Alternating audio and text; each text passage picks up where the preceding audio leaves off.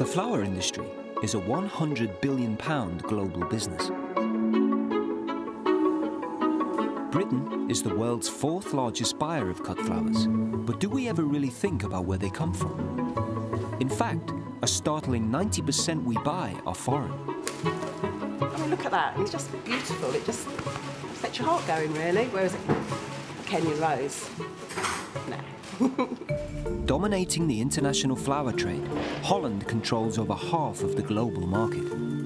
Their 24-hour, 365 days a year, hyper-technical monster flower factories and growing fields churn out almost 200,000 flowers an hour. The gulf is enormous. We've got about 500 growers compared to the 10,000 they've got in Holland. It speaks for itself, doesn't it, really?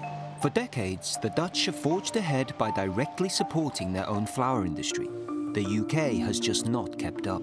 There's a David and Goliath situation when you compare British flower growers to Dutch flower growers, but that doesn't mean that the cause is lost. We go behind the scenes of the Dutch flower industry and our own flower markets, farms and factories to discover how we are being encouraged to buy British once again. With new trends for provenance and local sourcing, Britain's growers are biting back. We're not shouting it from the rooftops. You know, I think that's the key difference, I think, with the Dutch. They like to shout about it. We like to get on with it. We reveal how Britain's event florists are leading the world with their creativity. I do love my British flowers and do hope that one day there will be more growers and they will have the variety and the industry will continue to grow. Flowers can't die out. And we show how cleverly supermarkets have influenced the way we choose and buy our flowers. We sell sirloin, we sell fillet, we leave the stewing steak, value supermarkets, the value mince to the garage forecourts. Come to a florist. Florists are a miserable bunch. They say, oh, what's the point in carrying on? We're not doing anything. You know, the supermarkets are taking all the trade. Supermarkets have done a power of good for us. Just how and where we choose to buy our flowers from says more about us as a nation than you may ever realise.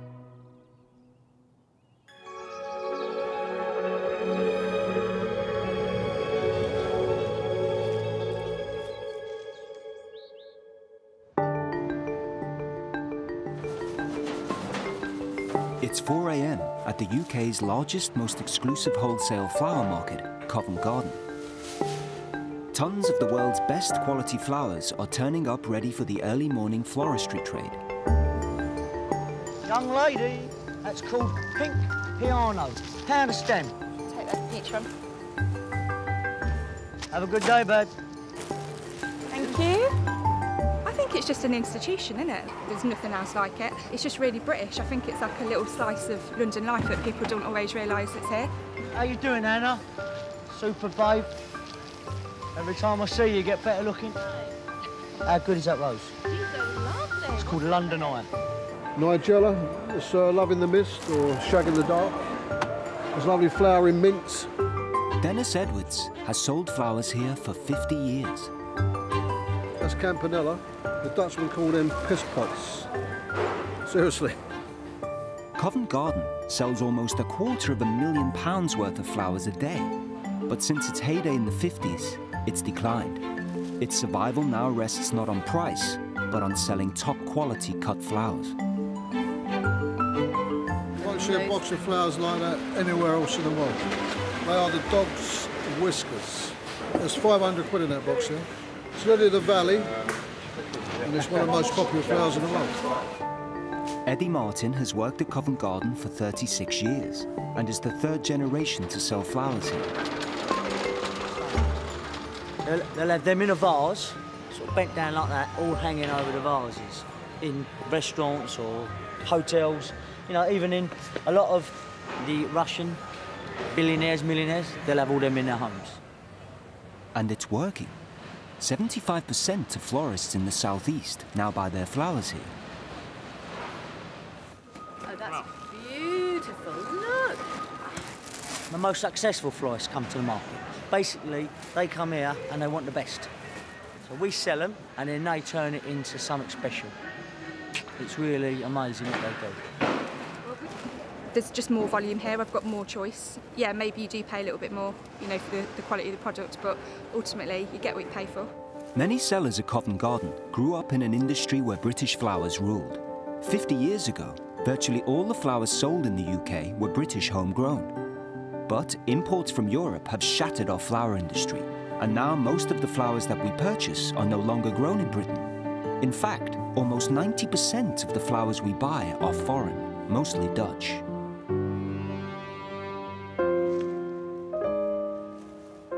The Dutch were heavily subsidised, they had a lot of help developing their industry, whereas at the same time our industry was really just forgotten about. We were a Cinderella industry. All the grants went to agriculture and horticulture had to fare for itself.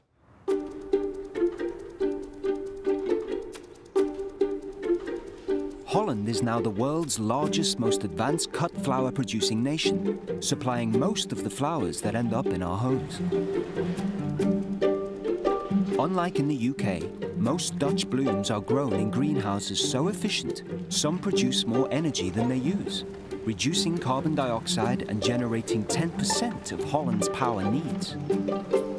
Their computerized automated greenhouses and flower assembly lines are the envy of the world. Thousands of Dutch growers work together in a cooperative, running their own super slick international flower auctions, selling 45 million flowers and plants a day. Their distribution warehouses are the largest covered roof spaces in the world. Holland's plant and flower industry turns over almost £7 billion a year. That's almost a quarter of all the world's trade in horticulture. Well, the gulf is enormous. The Dutch have about 10,000 growers, many thousands of hectares of glass. Over here we've got about 500 growers compared to the 10,000 they've got in Holland. Speaks for itself, doesn't it, really? The Dutch have been very clever in terms of adopting new forms of technology to increase the quality and the yield of the flowers that they produce.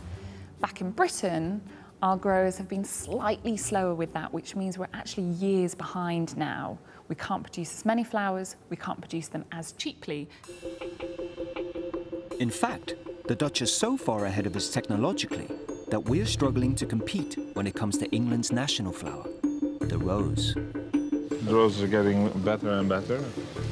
It's very intense. Intense yellow. Yeah. We're getting there. Marioland is the largest rose producer in Europe, over 60 million stems a year. Brothers Daniel and Johan are using some pretty high-tech approaches to create and mass-produce the perfect rose. This is much more nice, it's more white, it's more alive. Many Dutch roses are grown in foam, not soil, with nutrients delivered in their water. Perfect growing conditions are managed by computer, and the roses get the crucial carbon dioxide they need to grow piped in, a waste product of power stations. It's easy to grow roses. You plant the plants, you give it water, and soil does the rest for the most part.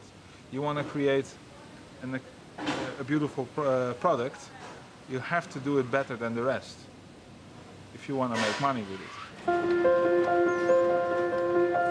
Holland's super efficient factories deliver the highest quality roses.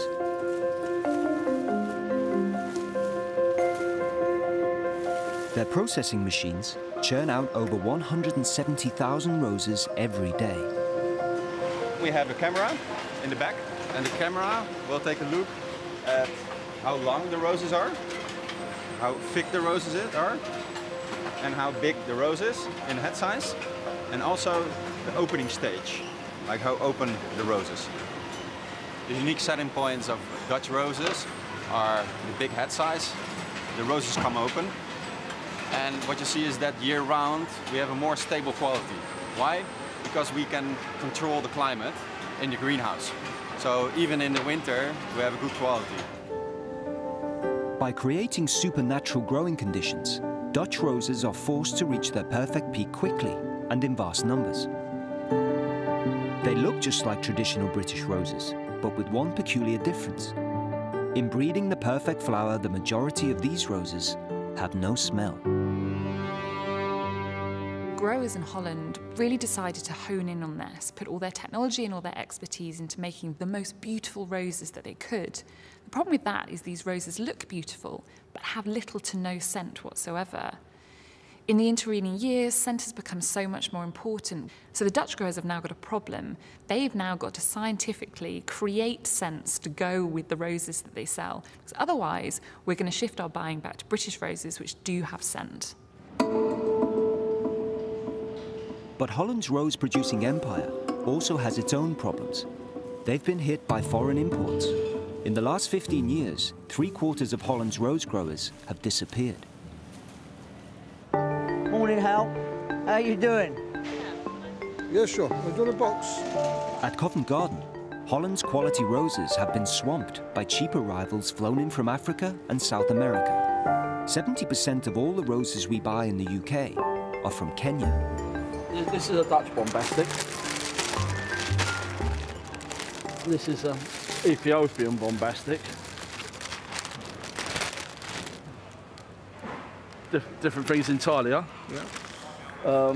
But sometimes the Dutch ones are too expensive for what customers need, then we have to buy a smaller grade if they're using lots of it. But yeah, roses in bulk, consistency, got to go to Holland. With almost 90% of flowers at Covent Garden being foreign imports, there's still that elusive 10% here that are British. And searching them out is 21-year-old Hampshire florist Jay Archer. Can you grab me that one as well, ma'am? This one? Yeah. She's cashing in on a new thirst for homegrown traditional British flowers, and business is booming. Can I have this box of daffodils, please? Yeah, of course you can, no worries at all.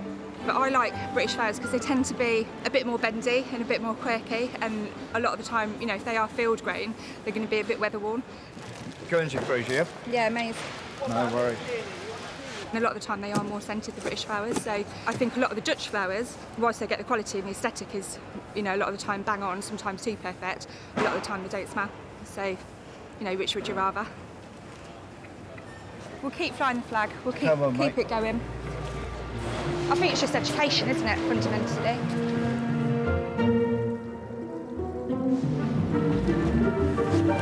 But the British have still got a long way to go. The Dutch have dominated the flower industry for centuries. There's a David and Goliath situation when you compare British flower growers to Dutch flower growers, but that doesn't mean that the cause is lost. Between March and May, in the historic Keukenhof Gardens near Amsterdam, 500 of Holland's top flower growers show off more than 7 million flowers. Holland's stronghold on the industry all started with their humble national flower, the tulip. The Dutch have also figured out a way of making more money by breeding new varieties of flowers under license. Growers that use Dutch breeds pay royalties for every flower and plant they grow. That's almost £2.5 billion a year. Breeding of cut flowers or any product is absolutely crucial for an industry, but we don't really have a cut flower breeding programme in the UK anymore. It's a downside for the British industry in some ways, but breeding is very expensive, and to breed something you've got to have a mass market for it, and obviously the Dutch already have that mass market in place. Breeding and growing the perfect tulip has been an obsession for the Dutch since the 16th century, for rich and poor alike. The Dutch produce 9 billion tulip bulbs every year. In the land of tulips, Dutch grower Arjen Schmidt is on the hunt for a very special tulip that just might provide a future money spinner. Oh, this is great. This is completely new. We have a mutation in the tulip. Sometimes the inside information from a tulip, it changed completely. It's not red and yellow. And then is it possible that he make in 1 year a new flower.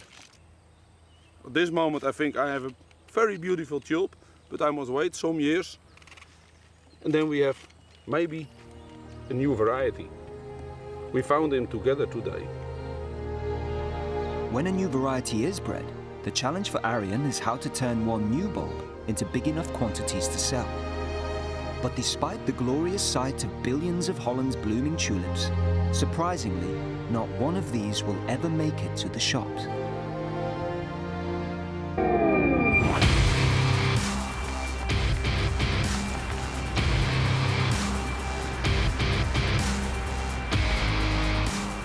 Every spring, all across Holland, 5.5 billion perfect tulips have their heads chopped off. This drives the growing power of the flower into the bulbs below, making them bigger and stronger. Every year, the bulbs are dug up, divided, and grown again, until there are enough bulbs to be grown into flowers on a commercial scale. Every autumn, the biggest and the best bulbs are transferred indoors to be nurtured through the winter.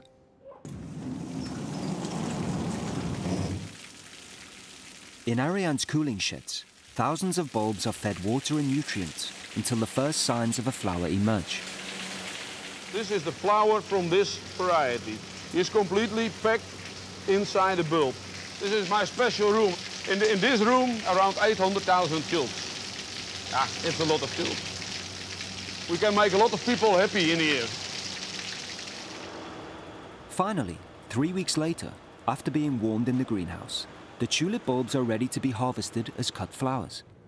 To create a new variety, to breed, grow and multiply enough bulbs and flowers to sell takes a staggering 25 years.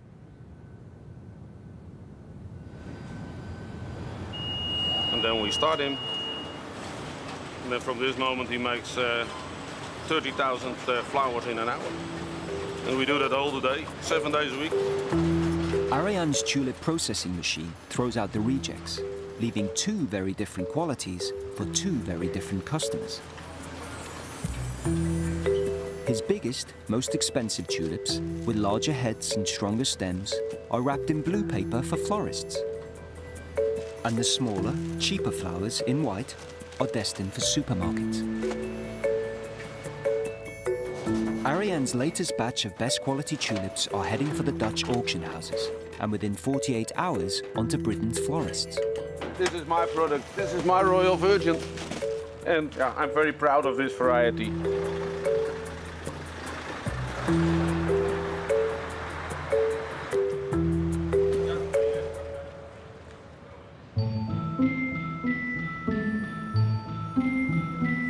It's 5 a.m. at Noudweg Auction House, part of Royal Flora Holland's flower-producing cooperative. It's here that most of the world's flowers are auctioned, and almost 70% are Dutch. There's only an hour to go before the auction, and flower buyers are getting in early in the hope of finding a bargain. Delphiniums, these will sell for a lot of money, probably about €2.5 euros. And one of those is Geoff Clark from Bexhill-on-Sea. High street florists like him are finding it tough. Over the last 10 years, 40% have closed. Geoff's solution is to go into the lion's den and buy flowers directly. He's been coming here for the last 30 years and is the only British florist to do it. It's helped his business thrive. You have to be slim doing this job. They don't give you much room. Every week, Geoff fills his van with around £3,000 worth of flowers. Even with £500 worth of expenses, he gets them for half the price they'd cost him at wholesalers in the UK. And if things run smoothly, I can be back in the shop before it closes, and those flowers would be in water, and they would have been growing yesterday, and they've come all the way from Holland, and you just can't get fresher than that. We're going to walk in front of this electric car now, and it will stop. Look at that. Yes, I like making it wait. Having been the token Brit for so many years, Geoff's become a bit of a star. Every client is special, but Geoff is very special. Why? Yeah? I never knew that. Yeah. It's the first time I'm telling you. Yes, that's right, yes. When you've gone, it'll change. Yeah. Well, I'm supplying the flowers for about 10 weddings, and so I've got a lot of fairly specialised flowers to get to today, including these. Now, these are the sweet avalanche roses. They are absolutely beautiful. They're stunning. They come from one of the best growers in the Netherlands, but there are only 9 buckets here. 3 of the longer ones, 6 of the shorter ones. So whoever gets in first, bids the most, gets them, and I need 2 buckets, so I need 1/3 of the supply of these shorter roses. Sweet avalanche. If I bid about 80 cent. Cents for Today? the 60s. Do you think that will secure them? Yesterday, I think 85. Oh, they were 85, yeah. I know they were high, yeah. I missed them. So, yeah, I go 90. I just got to have them. I don't want to. I don't want to go home without them. Yeah. A long way to come.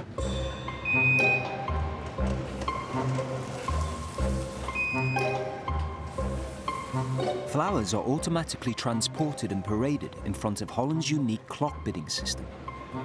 Buyers from around the world bid on the internet and directly on one of 36 auction clocks, generating £7.5 million a day. Holland's auctions sell over 16 billion plants and flowers a year. That's 120,000 transactions and over 45 million flowers every day. The Dutch absolutely dominate the cut flower industry, and the Dutch auction system has been key to that. A grower in the UK has to find somewhere to sell his flowers to. The Dutch will send them to the auction. OK, the price they get is out of their hands, but there is a ready-made market there to sell them, which has been the envy of the world. Unlike in the UK, in Dutch auctions, prices start high, as the red dot flies around the clock and slowly starts to drop. Buyers register a bid by hitting a button. If Geoff presses his button first, he'll probably get the flowers he wants, but the price will be high. If he waits a split second later, it could be cheaper, but he might miss them. I've gone 24 to make sure I get it. Missed them. It's too quick. You have to be so quick to get everything. And here come the roses. I've got to keep my eye open because I have got to have the sweet avalanche roses. I've just got to bid really high to make sure I get them. There we go. I've got them. I paid 86 cents for them and they've gone for 92, 90. Last one went for 82, so I got it about right. I don't care. I've got them. I'm happy. That's the one thing I really, really needed. Because if I bought them in England, they'd be horrendously expensive. And to keep Geoff's flowers fresh, they need to be divvied up, stacked on buyers' trolleys and out of the building as fast as possible. But when the warehouses are the same size as 300 football pitches, time is of the essence. We have made an agreement with our clients, wherever you are in the building, in 90 minutes. You have it all. You have it all. So those 30,000 trolleys are all separated in a few hours to the clients. That's amazing. That's really amazing. A computer talks to each individual trolley driver, telling them exactly how many buckets to drop off and on which buyer's trolley. And the drivers talk back, counting down the buckets as they unload them.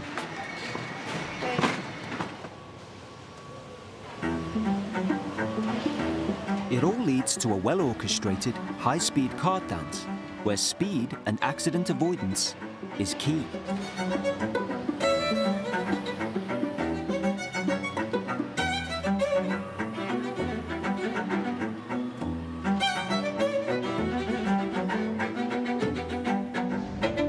It's not surprising that half of the world's total flowers and plants are now traded through Holland.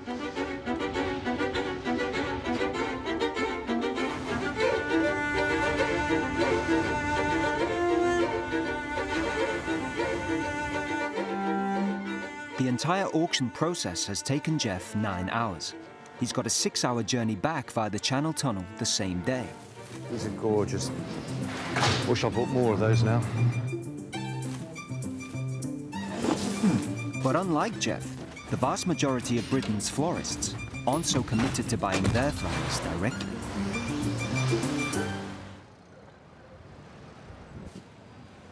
Alongside Flora Holland are Heemskerk flower exporters. Loading trucks are their Flying Dutchmen, the middlemen between the auction houses and Britain's florists. 75 of them sell daily across the UK. Each truck carries up to £30,000 worth of flowers, earning them over £1 million a year. Over 70% of Britain's florists buy directly from these door-to-door wholesalers, taking business away from flower markets like Covent Garden.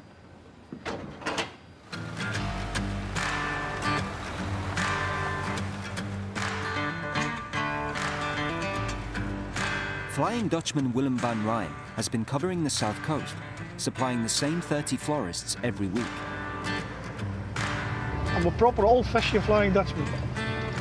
I'm working now 29 years over here in England. That's half of my life, so I'm half English. That's what I'm always saying. That's what my children always say to me. To meet the people, to sell the flowers, getting every day is gonna happen something what you don't expect. I simply love it. They sell to over 4,000 flower shops across the UK. Their flowers may be more expensive than buying directly, but it's more convenient. Oh, so nice.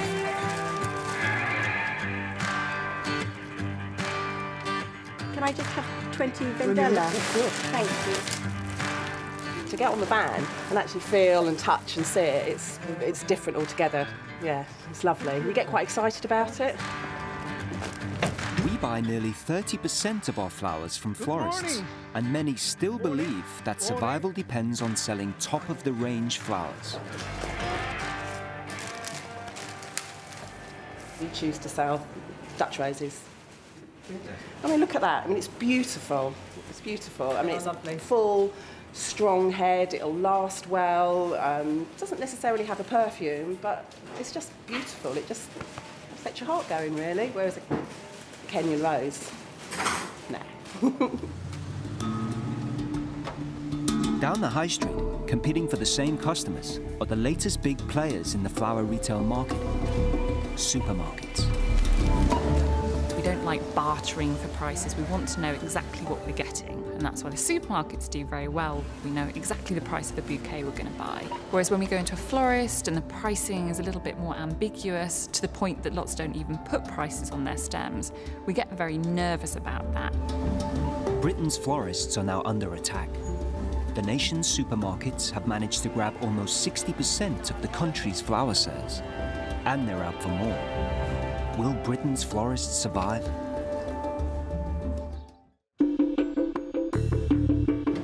The £100 billion global flower industry's heart is firmly in Holland.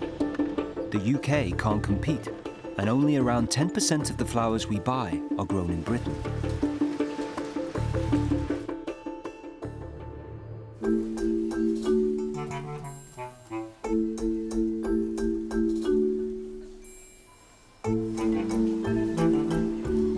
Despite tough financial times, in the last 5 years there's been a surprise boom in flower sales.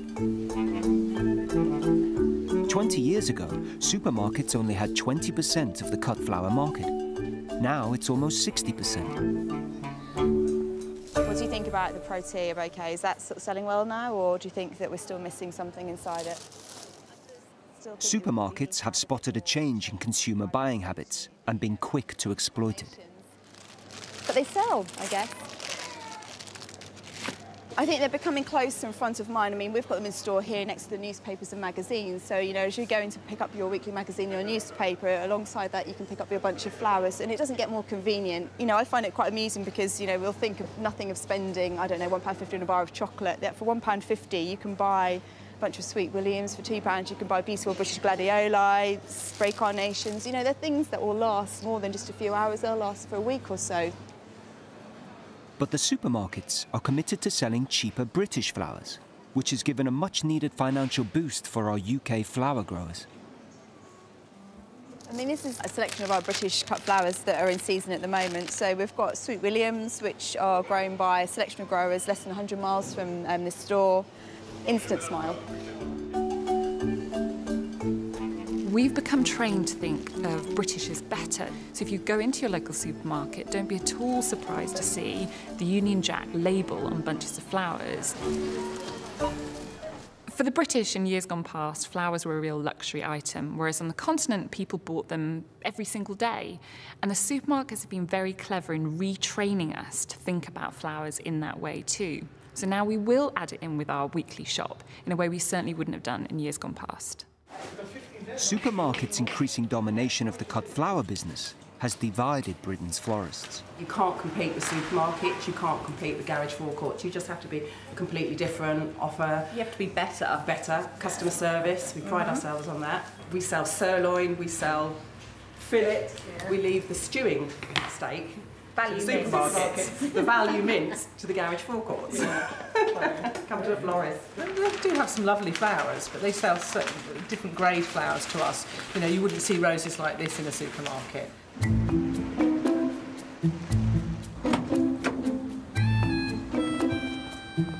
In Bexhill, Geoff's finally home after spending 2 days at the Dutch flower auctions. Birds of paradise, Sharon, I bought some. Florists are a miserable bunch. They say, oh, what's the point of carrying on? We're not doing anything. You know, the supermarkets are taking all the trade, and there's always something. It's never them that's at fault, it's always somebody else. I think supermarkets have done a power of good for us. They've pushed their flowers, so you walk into Sainsbury's, Tesco's, whatever, and the first thing you see are their flowers. And because of that, they're educating people to buy flowers on a weekly basis. We just got to wait for the people who buy flowers, get used to buying flowers in a supermarket, then think, well, actually, I'll go to a local florist. And once they do, I think they'll be hooked. Supermarkets have also helped our British growers to survive competition from foreign imports. UK flower production is up almost 10% this year. In our own flower-producing belt of Lincolnshire, Ward Flowers isn't quite as high-tech as Holland, but they produce an impressive 120 million stems a year of traditional British flowers. They will be in September and out by December. OK. But they have various weeks. Owner Mark Eaves is having a regular visit from flower buyer Louise. Mark supplies 3 of the UK's biggest supermarkets.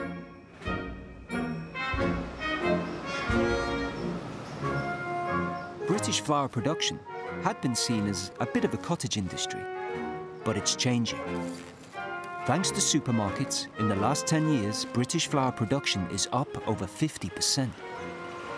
They're selling exceptionally well this year so far, but I think there's an opportunity to make them even more impactful for the customer. Right. The development stage on some of them, I think, is a little bit too backwards. Right, that's about right, I would say. And what we're aiming to do is to get this to look good in store, but not too good. We want it to look its best when it's actually in the person's home and what have you. But they want to have a good experience from it. We want them to come back and say, oh, look, I want them. They've done well before. And keeping the best of British fresh is easy for Mark. Louisa's main supermarket distribution hub is only 15 miles away. Surprisingly, many British field-grown flowers are better than those produced in Holland. Some of our traditional varieties don't travel well, so the Dutch just can't compete.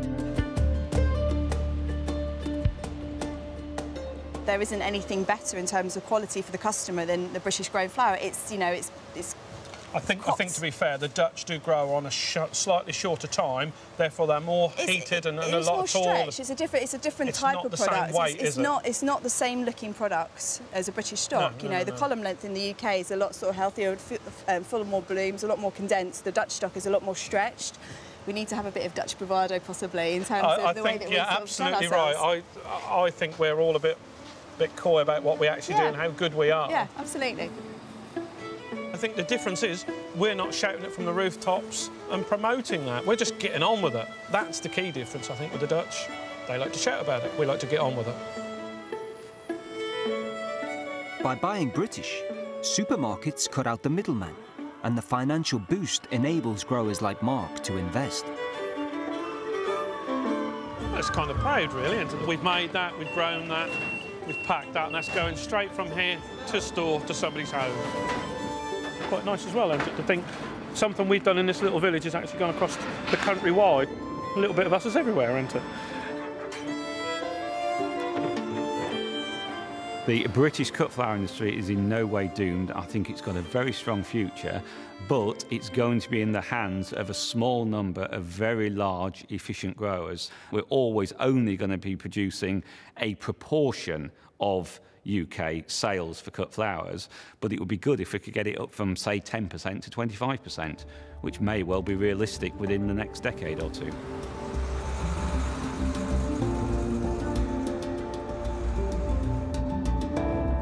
And there's another British success story that just may well save the UK's flower industry. Using the very best of British creative talent, carving out a new future and taking on the world. Amazing. Everyone's extremely happy in front of the National Gallery. There's a first time for everything, I tell you.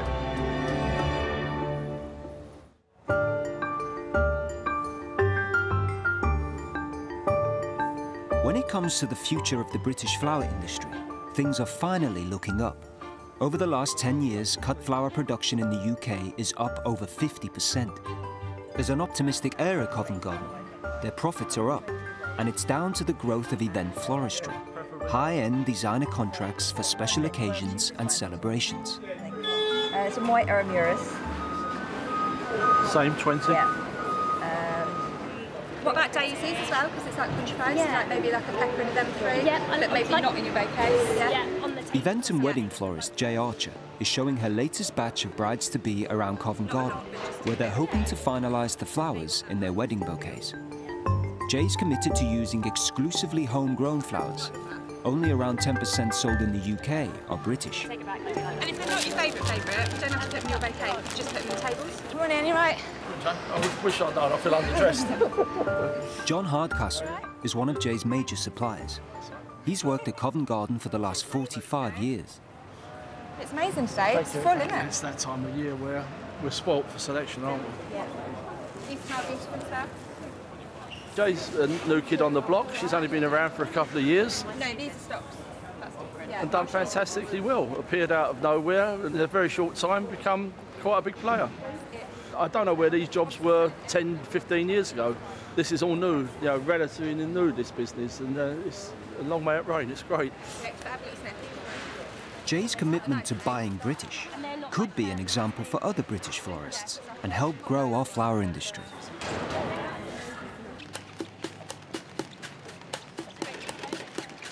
Our expertise in high-end event floristry is also carving out an international reputation and bringing in business.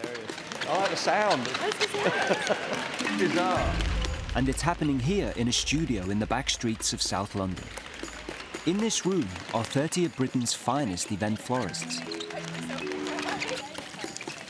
Each one of these slabs takes 11 watering can full. World-renowned British florist Robert Hornsby is taking the art of flower design to epic heights, with probably the biggest, most ambitious display ever created.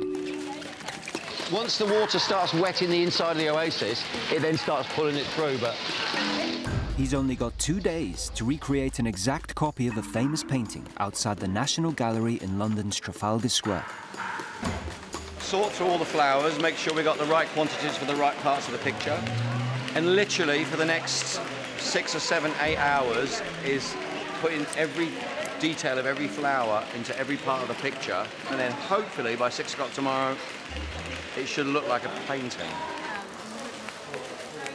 It's a colossal challenge. A living sculpture 9 meters high using an amazing 30,000 freshly cut flowers. No, only tulips for tulips. This is going right in the public eye. I've never done it before. I'm always the person that's going, oh my God, I don't want to do this, I can't stand it, I can't take this anymore. It's a very serious business. Very serious business, a lot of money. But ironically, Rob's copying the Dutch Old Master and using exclusively Dutch flowers. And that's not a coincidence. It's being sponsored by the Flower Council of Holland, who promote flowers from around the world.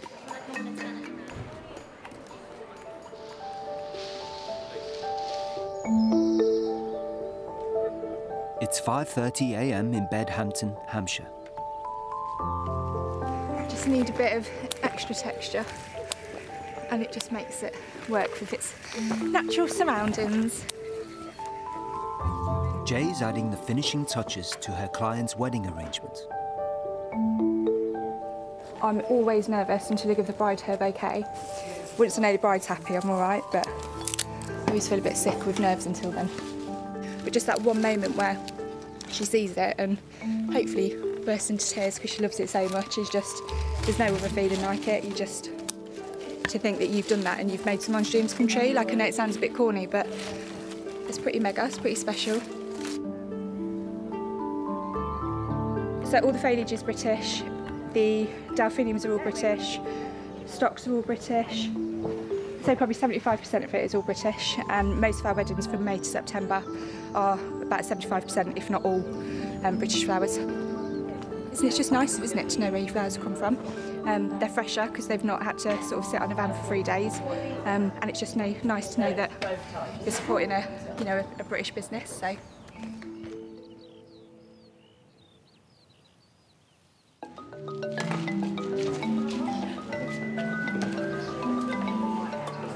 Love that. When you see that at a distance, this is going to look almost like a flower. Yeah. Rob's old master is finally coming alive in Southwark. It's a really amazing time to be a florist because floristry is pushing the boundaries much more than it ever has. There's so much emotion tied up in flowers. There's something in us that really responds to the colours and the shapes and the fragrances. Not just the nature in itself being amazing, but what pairs of hands have done with it to present it at its best. Yeah, I don't think there's a person alive that doesn't feel something deep inside when they see that kind of thing, you know? Yeah. I think the British flower industry has a very bright future. Your average high street florist is probably not going to survive unless they can diversify and think differently about the way they sell things.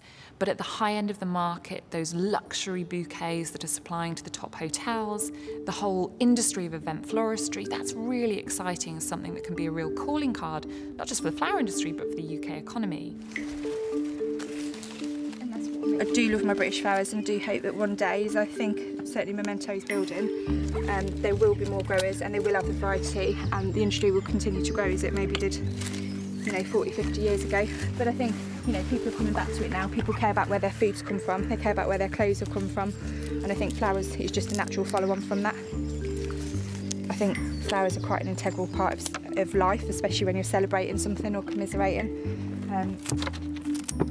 Flowers can't die out.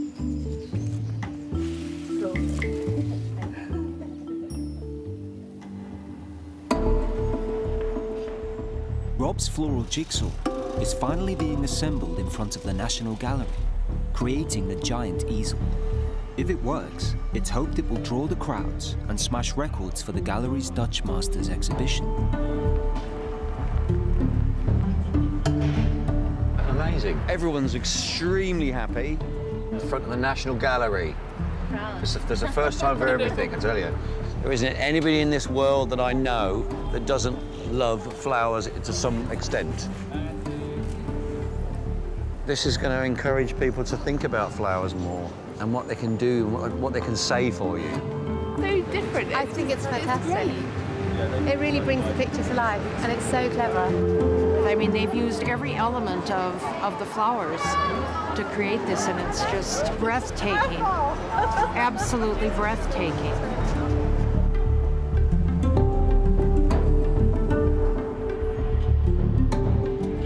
The British flower industry may be struggling to survive, but the Dutch aren't having it all their own way. Their subsidies are being cut.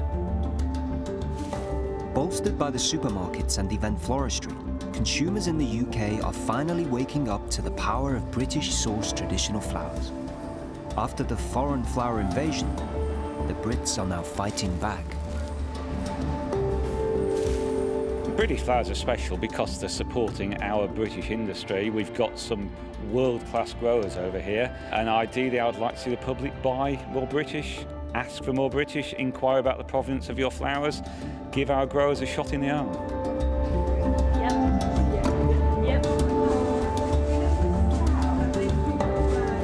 In the battle between British and Dutch flower growers, the British will always win when it comes to authenticity, but also because we want to buy the best of British. And then this is your little bad boy. Oh, it's beautiful. I love it. Oh, happy? Oh, I'm so happy. So happy. Yeah. That's so. I get so stoked. You're going to set me off. Oh, love it. Absolutely love it.